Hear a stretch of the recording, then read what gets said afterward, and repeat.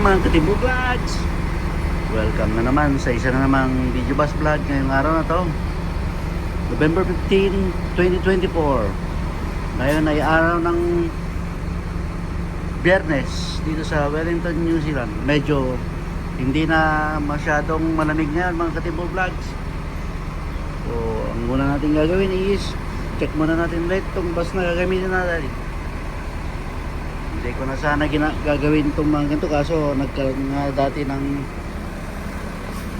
issue. So gagamitin natin yung bus ngayon ay si bus number 2165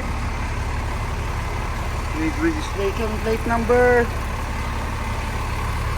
ayun FJQ 554, which will expire on January 13, 2025. So, come on, na akong i-check itong unit na gagamitin natin. Yung mga old damage na yan. Normal lang dito yan. Ang importante lang naman na i-check natin dito yung gulong at saka yung adjusters niya kung magka ano pa ba, naka-align pa ba. Yan, yung mga yan sa ano, mga body damages is normal na lang yan. So, natin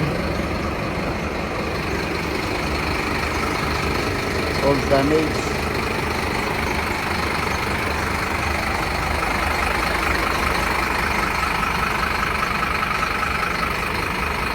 This way next.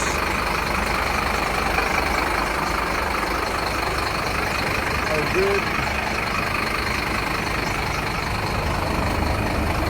Good morning nga pala sa anak kong si Kay.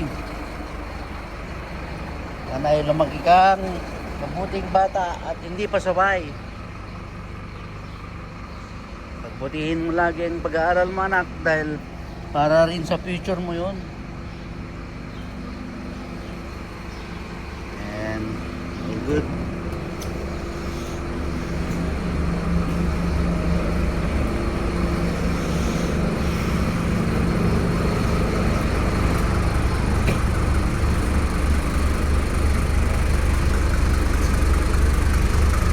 Good.